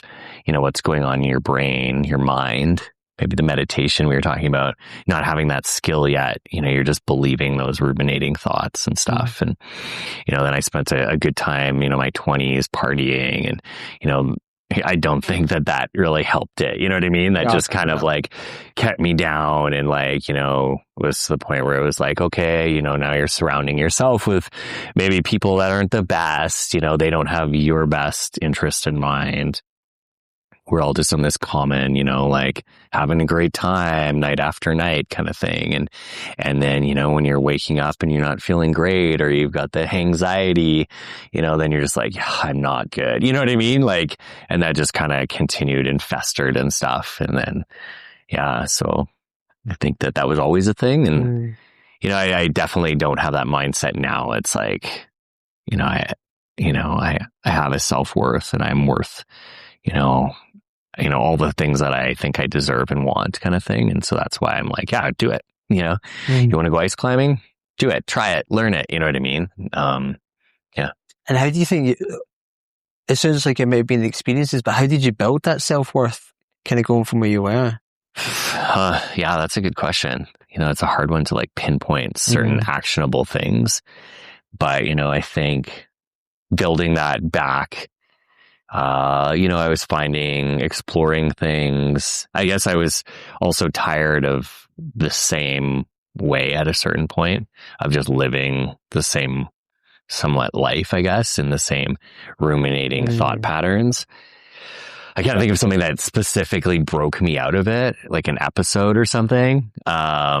But I think I just got tired of it. And so I started looking for other things, and it certainly wasn't easy, but it was like, oh, then I discovered movement, and it was like, oh, you know, I think I found a lot of like individual sports were kind of the segue to it, because I wasn't comfortable maybe being in like a team setting, and those like older feelings coming up of like self-worth, or you're the small kid, even though I'm not really a small kid, but a small adult, I should say. I still think I'm a kid. Yeah. But like, yeah, starting to explore movement. And then, you know, I got into like yoga and running, and then into some ultras and stuff. And those like started to crack me out of that, you know, usual thinking. And then, you know, exploring some of the like meditation and that yogic kind of, way of thinking, then it was like, oh, well, here's, more of you feeling, in tune with your body, and like, oh, now I can drop into, who I am a little bit more. And then like slowly these things just started to like peel back layers. And it was like, well, then I'd realize like, oh, I've got to work a little bit more on like my, emotional state. And then it was like, oh, now, okay, let's work on the physical state. And you know what I mean? And so it was kind of like, a whole bunch of little things and different patterns and behaviors. And then I think within them, I was finding like, probably that we talked about that calm alert state. And I don't think I had that defined back then, but I was starting to be like, hey, I like that. You know what I mean? And oh, I like this better than feeling my old same self. And so then I was like, how can I spend more time there? And it was like, oh, well, I'm spending more time running. Now I'm going 3 times a week, or I'm spending more time in the yoga studio, and then eventually that carried on to like teaching yoga and then those things just compiled, it wasn't a quick thing. It was, it was probably like a good 10 plus years in the making. Right. And I think it's also interesting what you were saying about how you like, so you went like one path, and then you mentioned how you can go a completely other path where like you have a story in your head and you start to see things that match up with that, like confirmation bias almost. Yeah. Like it's interesting how you were obviously, seems, I don't know if this is a hindsight thing, but you're like conscious of that and conscious of not letting your perceptions of like the wider world like agree with this perhaps like a negative storyline that you had in your head. Because I think a lot of people do that. I mean, sure. I think we're all doing it. Yeah. To some extent for a different thing. Like I was saying, the self-worth, and there's something you probably appropriate with, and there's something, my spouse does, and, everybody's got this like thing that it's like easier to default. And until we break out of that, we're going to stay in that, I want to say comfortable, but it's probably not, right? Like it wasn't comfortable for me, but I was staying in it because, it was kind of what I knew, and I had no other, experience to base it off until there was things that started to, show me. And I think as well, if you attach yourself to like storylines in your head, like you're never really allowing yourself the opportunity to like start a new one. For argument's sake, there was like, say those little trivial things that I have yet to let go of in my mind. I'm like, man, like what if I stop myself from doing or pursuing because I'm holding on to this thing. Now, it may also not, I mean, these are negative ones that I'm referring to, but I guess what I'm just saying is like, if you have a storyline in your head already of who you are and what you can do, like perhaps you're like going to limit yourself with regards to like opportunities that you otherwise could have done, because you're like, oh, well, no, I'm not that guy. Like I can't, like I can't think of a specifically short person thing to, but like, cause, you just limit yourself in a way because of the storyline you have in your head. And once you let go of that, and as you say, perhaps if you had been like, oh yeah, well, I'm in the family business and whatever, and you hadn't had the confidence to be like, I can create like a new storyline by following this passion and, growing with all the experiences that you've kind of got and getting to the person that you are now. Yeah, for sure. It's kind of crazy. You're making me think of the meditation thing again. Like you can't narrow in on it, but all that like cumulatively just sitting every day and day out was just creating this space, right? Like we first started talking about was just like, you can sit there and think, oh, my mind's thinking about work and this and that. But eventually after, 5 days in, now you're just like sitting there perceiving, and sometimes I still do that in my meditation practice where I'll, change it up and I just sit there and allow my mind to go off. And then I'm just like, oh, work, family, work, and I'm always just like bringing it to a different layer of like, what am I thinking about? And just like calling it out, maybe not audibly, but in my mind, I'm just like identifying where my mind's going. And then you can kind of be like, okay, it was mostly work. You know what I mean? Or it was half work and then relationships and then worry. And until you're able to like see and create that little bit of space, then now you have like that opportunity to change it. And I think that over that 10 years of like meditation and those practices of grounding, it's like, oh, well, now I've created enough space to maybe push aside some of those things and just like, no, here I am. You know what I mean? Or like, let's do this, or I want to do this kind of thing. Yeah. Yeah, no, I totally agree with you. I think when I meditate, I do like a similar thing where it's like, is it a thought or a feeling? And then typically it's like a thought, like 9 times out of 10, it's a thought. Yeah. And then it's like positive or negative. And then sometimes I'll even like label it. I'll be like worry, excitement, resentment. Yeah. And it kind of like once you, as you were alluding to with, if it's like constantly work coming up or constantly worry or some other emotion coming up. Yeah. Like it kind of like helps me to be like, right, okay, cool, right, I'm like worrying a lot here because that's the predominant thing that keeps coming up. Yeah. You can kind of maybe action it then or like look at like, what is this telling me? Or, why is, I don't know, worry pulling me, or why is excitement, nagging on me today? Yeah. Well, Scott, look, honestly, thank you so much for sitting down with me. Thank you. Chatting with me. Like you and I, it's funny. I feel like the first time you and I ever met, we almost did like a podcast. Yeah. Like we were like, you were interviewing me for a job, and memory obviously fades over time, but I feel like we sat for like way longer than what was like a normal interview time. We were just chatting. Yeah. I remember we were on a bench and we were just like chatting, and I think we were like bonding and like on the same level about a lot of things. And so it just kind of came out really naturally, which was really cool. And we've always just kind of like seen each other over the years and like, yeah, how you doing? And you know what I mean? So. Well, I appreciate you sitting down with me and chatting and letting me bug you, because I think I always appreciate talking to people like you who have done a lot of like, I guess like deep dive into a degree with obviously like the meditation and stuff like that. And like, I think I admire your, the path that you have chosen and like your outlook and how you like assess things and approach things. And I would say that you are like a very calm person if that makes you feel good. Thanks, man.